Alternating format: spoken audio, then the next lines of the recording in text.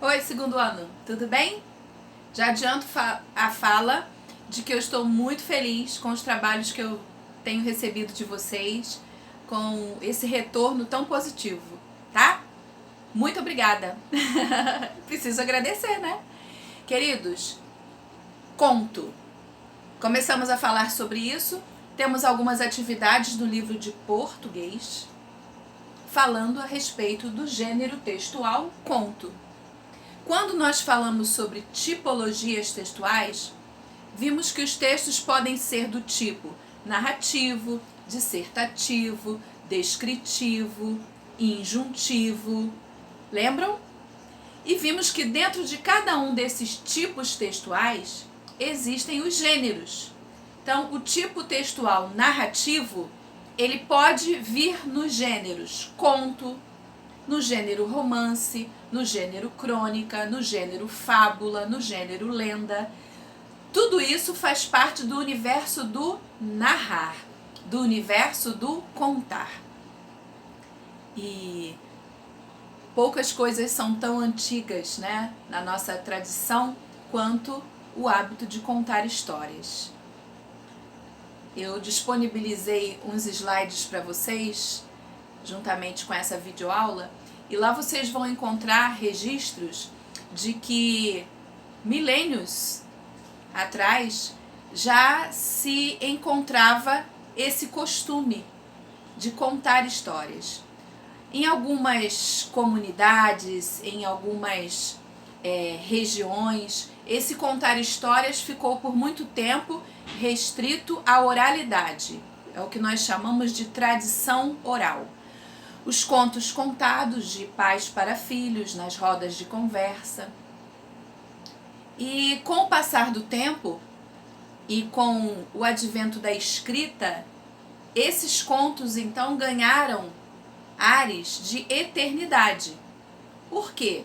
Porque a palavra falada o tempo leva, mas aquilo que é escrito permanece.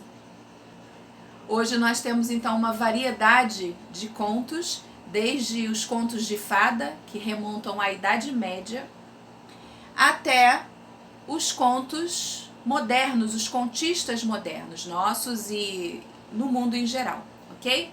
Então vamos lá. Conto é um gênero textual que está baseado no contar, no narrar. Narrar é contar. Os elementos da narrativa que vão criar o conto, esses elementos em conjunto, eles dão forma a essa história contada. Elementos da narrativa podem ser assim considerados. A sua história, o conto, ele precisa ter personagens que estarão vivendo uma ação num determinado tempo, num local específico. Esses personagens que vivem essa ação num determinado tempo e espaço vão viver um enredo, uma história, uma trama. Esse enredo, ele, para chamar a atenção do leitor, ele precisa ter um algo mais, que é o que nós chamamos de conflito. Nem sempre o conflito é uma briga, tá, gente? Conflito significa o algo mais dentro dessa narrativa que vai chamar a sua atenção como leitor. Esse conflito, uma vez instaurado, ele chega a um momento que chamamos de clímax. E é o momento em que nós, como leitores, pensamos assim: como vai acabar isso? E agora? É o clímax, é o auge, é o momento de maior intensidade de emoção desse conto. Passado o clímax, eu preciso finalizar o conto e temos então um desfecho. Esses são os elementos da narrativa, além, é claro, do primeiro elemento que se apresenta, que é o narrador. né? Um conto, ele é contado por um narrador. Esse narrador pode ser personagem, um dos personagens do conto também é o narrador da história, ou ele pode estar de fora, somente observando a cena, e ele será então o narrador observador, certo? Você encontra os detalhes desses elementos da narrativa no seu livro de português, como eu disse. Nós precisamos agora nos deter, vou apagar aqui, nós precisamos agora nos deter nos diálogos.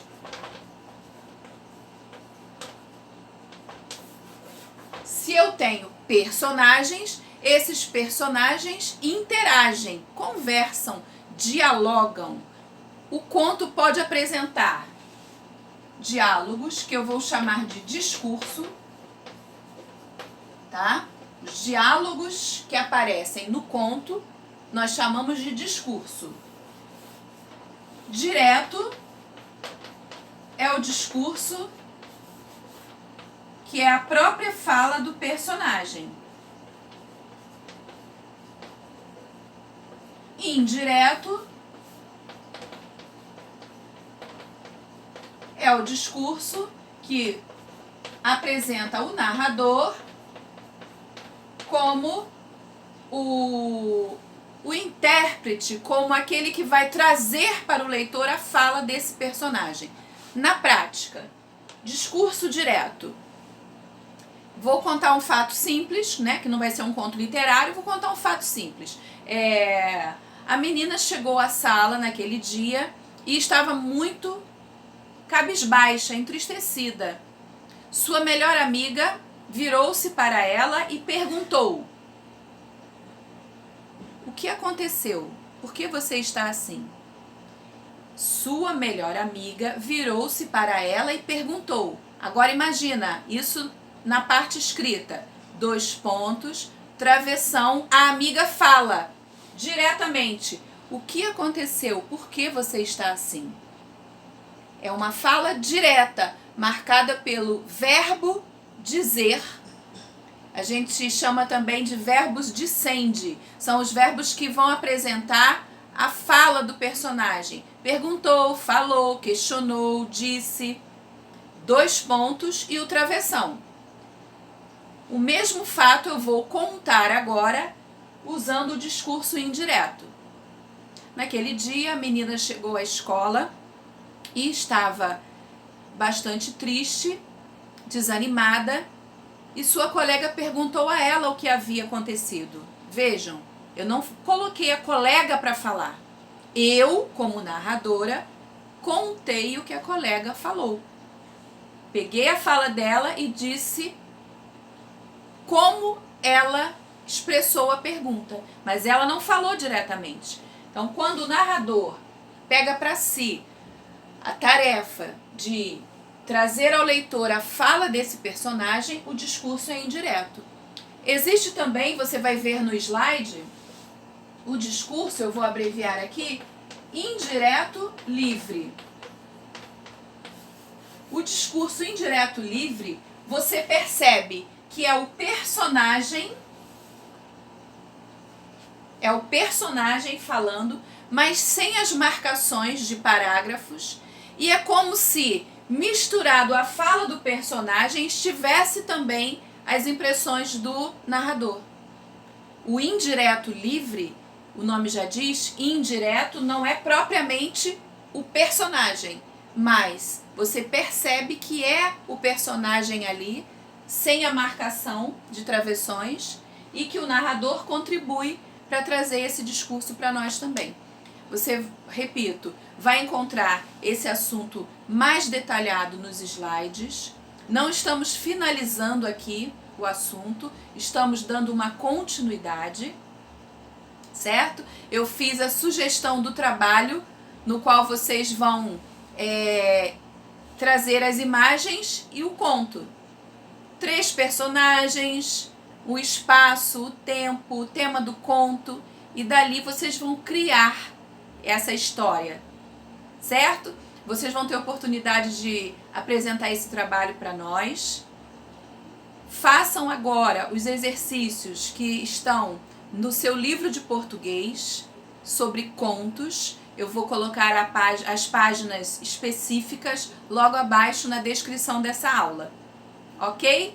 Então, vamos lá, vamos trabalhar, vamos ler e vamos acreditar que em breve estaremos juntos novamente, aproveitando, né, o que só a proximidade traz, que é esse calor humano. Muito obrigada, fiquem com Deus.